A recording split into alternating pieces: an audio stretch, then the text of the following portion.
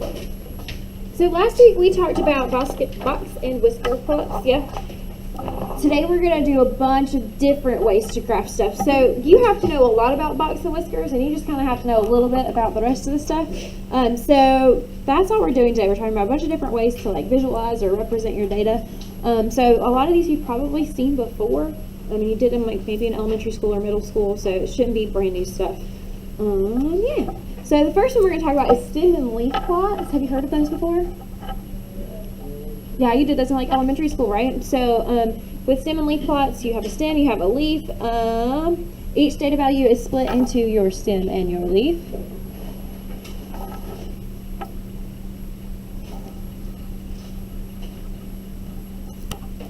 So the stem is usually the first digit of your number, and then the other digits are going to be your leaves.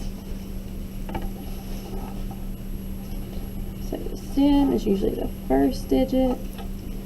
Other digits to the left of the leaves, whatever.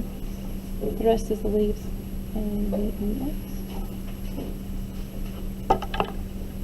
So if you've got like the number 123, your stem is going to be 1, 2, or like 12, and then your leaf is 3. So a lot of times the leaf is just like your ones place. Does that make sense? And then your stem is going to be like the tens or hundreds, whatever, the other stuff. So you've got a big example here of how to make a stem and leaf plot.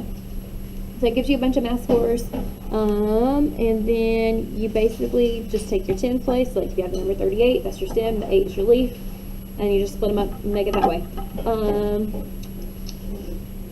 That's basically that. Do we need to like make a stem and leaf?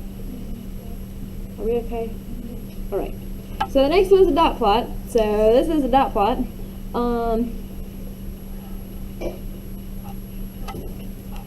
So you could pull the list of your data from that if you needed to. And so like at 1, if we are writing out the list of our data, how many times do we write 1?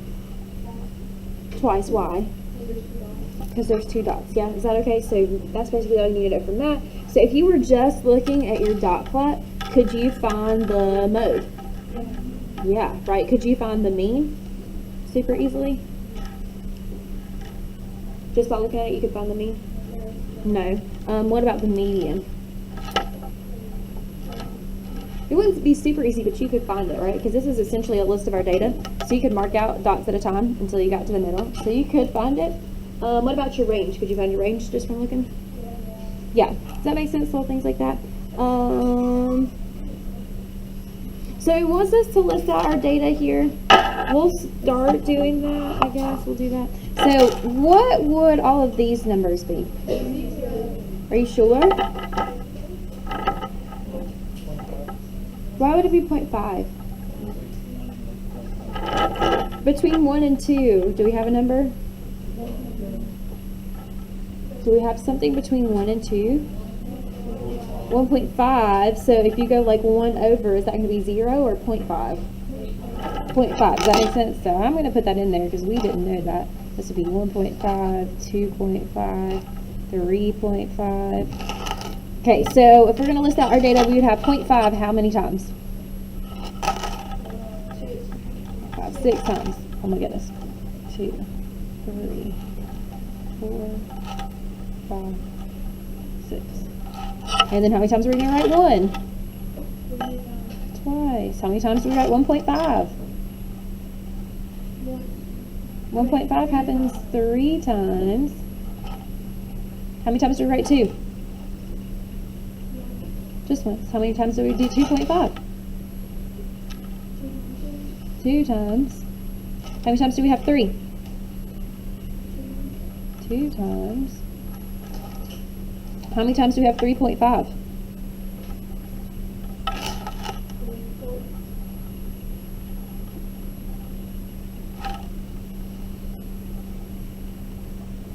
And how many times do we have 4?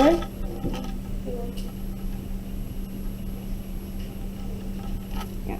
So that's that. You can list out your data. What do you think our mode is here? We said we could find that just by looking. Okay, it's going to be 0.5. What about our range? We said we could find that pretty easily too.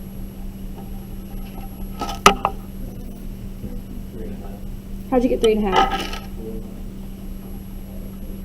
4 minus 0.5. So your range is 3.5.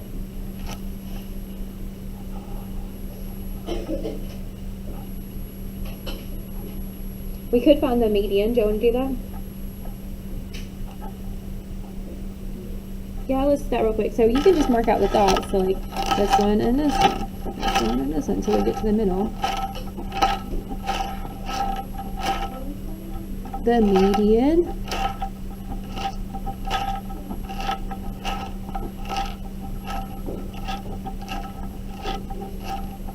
So we're between 2 and 2.5. Is that where you got?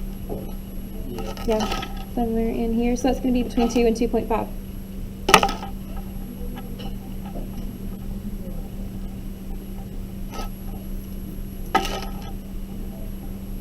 $2.25. Is that okay? Yes, no, maybe? Questions? Alright, cool. So we know how to make dot plots? Yeah? Great, so let's do it. So you're given a big old set of data up here. It represents the amount of money that each customer spent buying lottery tickets on a Monday morning. We're going to make a frequency table and a dot plot. So a frequency table, do we know what that is? What does the word frequency mean? Do we know? How often it happens, right? So if you're making a frequency table, you're just telling how often each thing happened. That's all your frequency table tells you. So we're going to put our ticket values on one side, because your tickets are either like $1, $2, $3, $5, and we got a $4 in there too. And then we'll say the frequency on the other side, so how many times each one happened.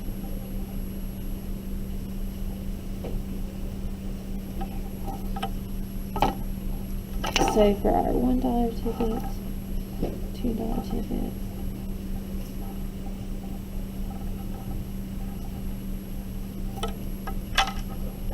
so what I would do is go through that list of data that they gave you and just put a tally as you go through each time. So like for the first one, it's a $1 ticket, so I'm going to put a tally beside a $1. Does that make sense? And mark out and just go through. Can we do that on our own?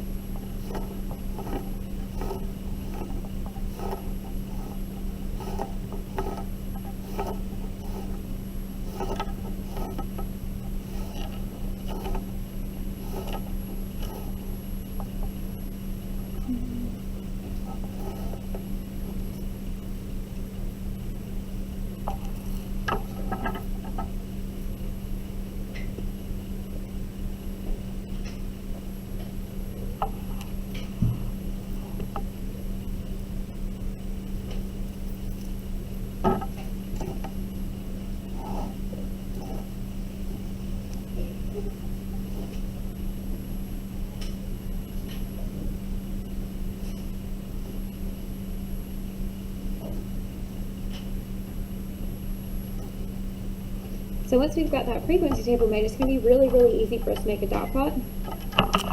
So what was your frequency for $1 tickets? So how many dots are we going to put? 2. Is that okay? What about $2 tickets? 3. So how many dots are we going to put? 3. What about $3 tickets? 5. So how many dots are we going to put? 5.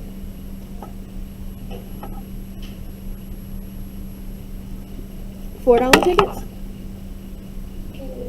1, 2, and $5 tickets. This one. And then there's your dot plot. Is that okay? Questions? Okay. So I think doing a frequency table and a dot plot at the same time is a little bit redundant.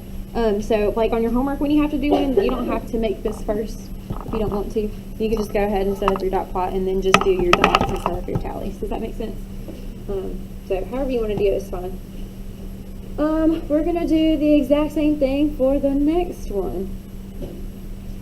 Do we still want to make a frequency table? Or can we just put all the dots on there? We'll just put dots? Okay. So we know we're going to go from 0. They were talking about, what are these? Absences in Miss Page's first period class in the first 20 days of schools. Or 20 days of school. It wants us to make a frequency table and a dot plot. We're going to skip the frequency table and just do the dot plot. So our smallest number of absences was 0. And what do we need to go up to? 6. So 0, 1, 2, 3. Yeah, I probably should have written smaller. 4, 5, and 6. So we can just go through and put dots. So the first number is a 2, so I'm going to put a dot at 2. Does that make sense? Y'all good to do this on your own? We can check back when we're done.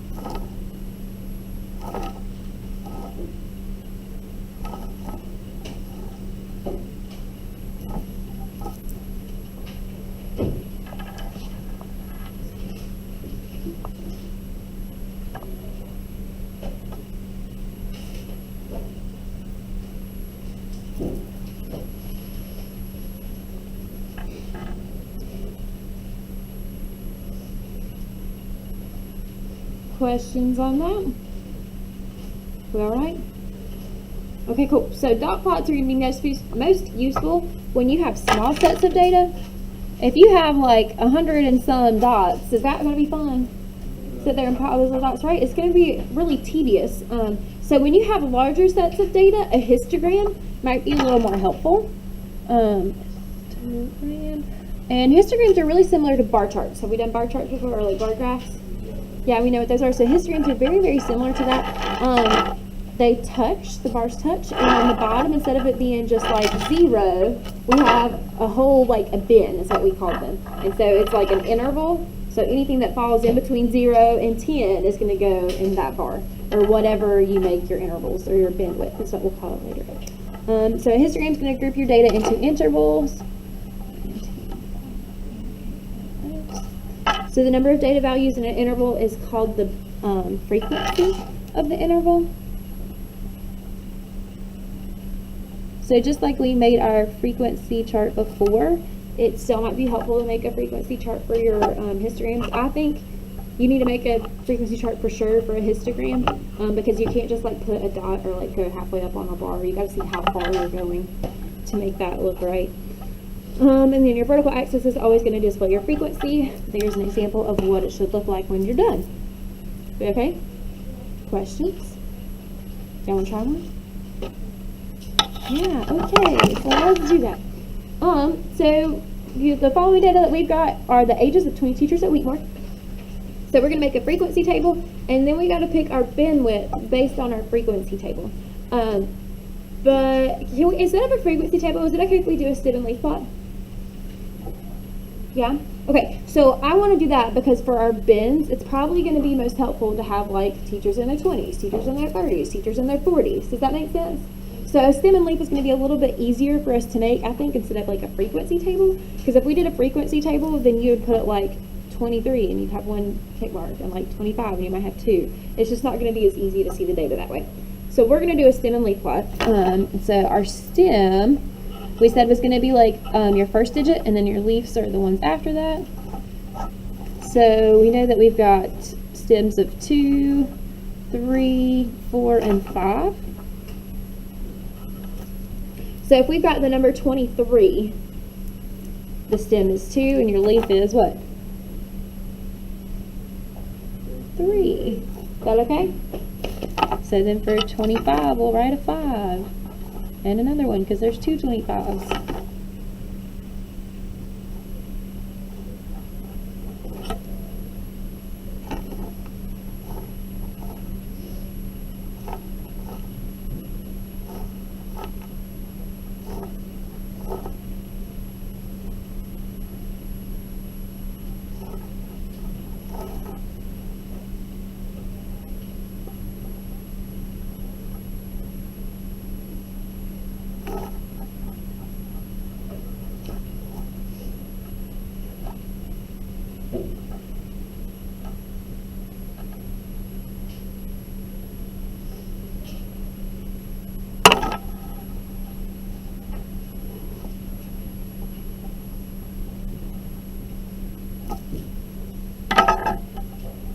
so once we've got our little stem and leaf or your frequency table, however you decide to do it, we've got to decide on a bend width. So like we were saying earlier, it's probably going to be the easiest to do like 20s, 30s, 40s, 50s. Does that make sense? So for our bend width, we'll go 20 to 29. And what would the next one need to be? 30 to 39. Then what? 40, 49. And the last one? 50 to 59. And that would be enough for all that we need here. Alright, so we need to make our histogram now. So the vertical axis is always going to be your frequency. So what was the biggest frequency that we had? We had 30 numbers in one age group. So that was the biggest number. We had 1, 2, 3, 4, 5, 6. We had 1, 2, 3, 4, 5, 6, 7. We had 4, and then we had 3. So how high up does our axis need to go over here? At least to 7, right? 1, 2, 3, 4, 5, 6, 7.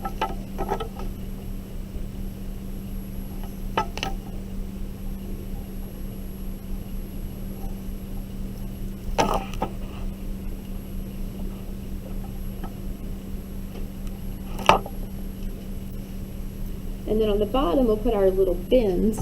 So we'll have 20 to 29, 30 to 39, 40 to 49, and 50 to 59.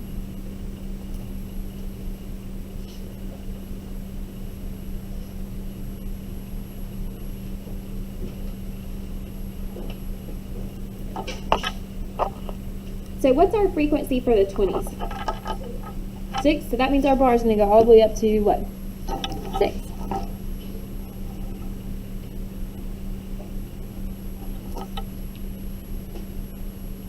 And what was our frequency for the 30s? So our bar is going to go all the way up to what? 7. Just a little bit higher. And what about the 40s? We were at 4. So that's about here. And your 50s?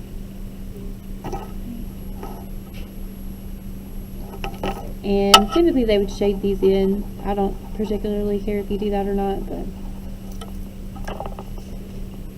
Is that alright? Okay, cool.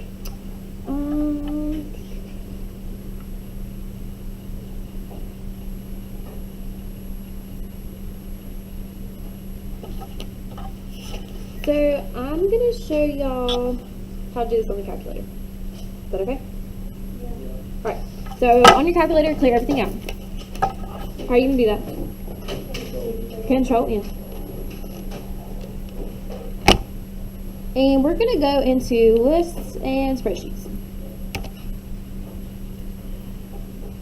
I want us to put in the data that we just did, so we'll just put in this data. So we only have one list of stuff, but you still need to name it, so just call it X or Y or whatever you want to use. And then we're going to enter all the data that we just did for this histogram.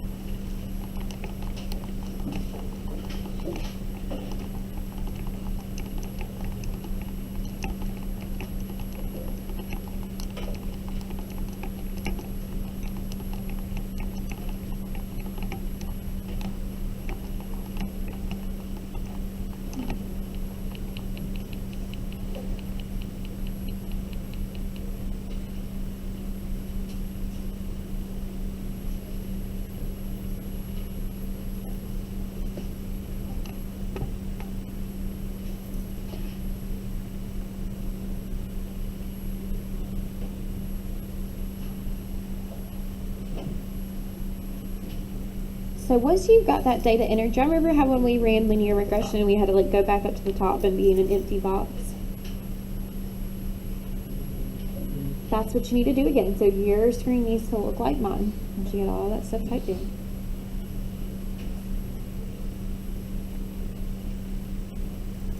Now everything that we have been finding by hand, like your mean, your median, your Q1, your Q3, your calculator will do that for you, okay? So when you hit menu, 4, 1, 1. So one variable stats, that means you have one list. And it's gonna ask you how many lists, and you just have one, so you hit enter. And the name of our list was X, so I'm gonna type in X. And hit enter again. And it's going to give us a ton of information. So you don't have to do all this stuff by hand, okay? Are we all right with getting there? We're going to do a lot more practice with this later. So it doesn't say like average. It has different symbols and stuff. So average in your calculator is X bar. So that's X with a little bar on the top of it. So like the average for this data is 36.5. So you can find it like that. And you don't have to add them all up and divide by however many and then type something wrong and get the wrong answer and all these things, yeah? And if you keep scrolling, it's going to give you your min, your Q1, your median, Q3, and your max. We call that the 5-number summary because it's 5 numbers. It's the 5 numbers that go on your box plot. Okay, so all that stuff that you're doing like on Friday, you can find it on here. You don't have to do it by hand. We're going to do a whole lot more with this later. Are we okay with this stuff right now? Yeah, okay, so I want you to hit the home button. And we're going to go to the little pink box over here that says data and statistics.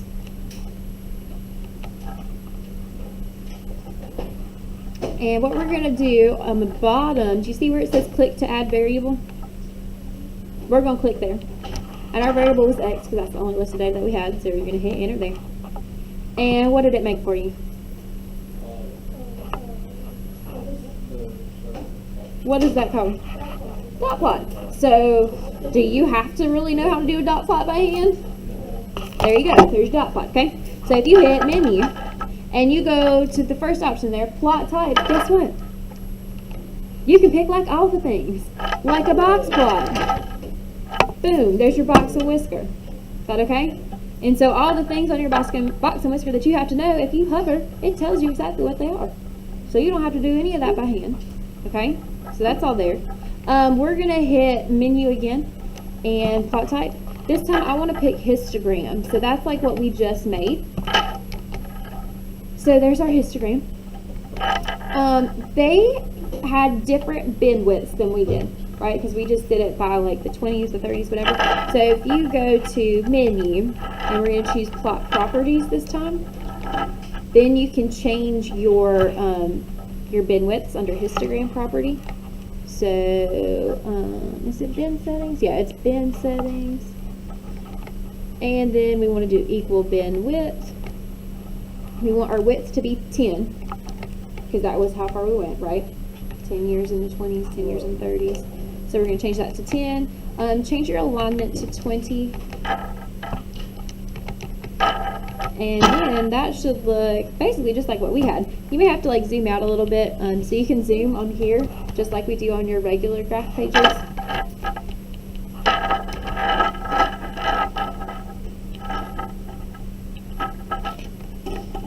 Yeah. Is that okay? Alright, so really you should never get any of these wrong because you can get it all on a calculator, right? And like I said, we'll do a whole lot more practice with pulling some of that data from the list and spreadsheets and whatnot later. Questions so far? We okay? Alright. So the last thing that we're going to talk about is like how to talk about your data or how to describe your data. So there's 3 things that we use to talk about data. You use shape, spread, and center. I say shape, center, spread is how I remember. But anyway, shape, center, and spread is how you talk about your data set. So if we're talking about the spread, that's measured by your range or your IQR or your standard deviation, which we haven't talked about yet. We'll do that more later this week. But it's basically just how spread out is your data. So if you're only going from like 2 to 7, that's not very spread out. But if you go from 1 to 9, that's more spread out. So there's more variability there. So you either can just say like it's more spread or your data is less spread, especially if you're comparing. You could say one set was more spread out than the other, that sort of thing. Once we have standard deviation and we know how to find that, we'll be able to talk about that even more. But for today, you'll just say like less spread or more spread. If you're talking about the shape, the most common shape is like normal distribution. So we talk about like your symmetry and how it's skewed and things like that. So The shape for your normal distribution means that it's going to be high in the middle and low on the sides. So we call this like a bell curve. So that's important. Let's talk about symmetry, number of peaks, direction of the skew, uniformity, blah, blah, blah. So if it's high in the middle, low on the sides, that's normal distribution. If everything's about the same, we call that uniform. And then, do y'all remember the bell ringer that we had last week where there were two modes? Yeah, and we said that was bimodal. So if you were looking at it in a bar graph, it's going to have two high points on it because there's two modes on it. So that's where that comes into play. And then your center is like your mean, your median, and your mode. So where does that stuff happen?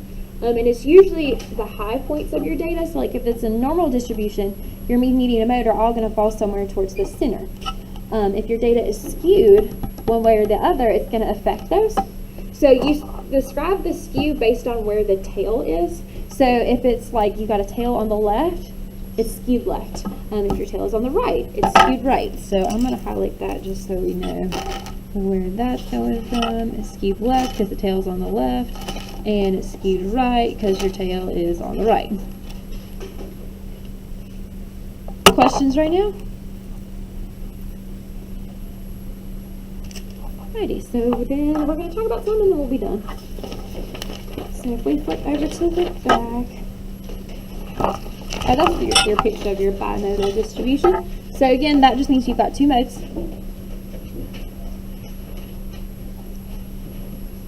So if they're the same, it's going to be symmetric bimodal. If they are not the same, so you have like two numbers that happen a lot, but one happens more than the other, then it's non-symmetric bimodal. So that's how you talk about those. So the last four things, we're just going to describe the shape of the distribution. So for this one right here, we kind of have this tail going off to the right. So what would we say for that? Skewed right.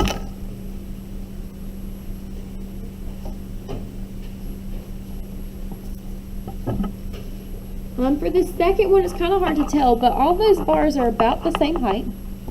So how would we describe that? Uniform. Good.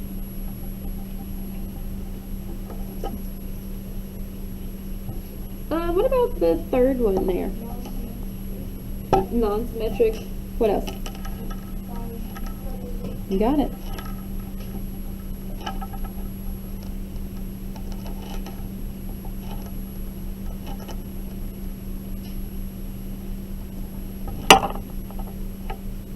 And what about the last one?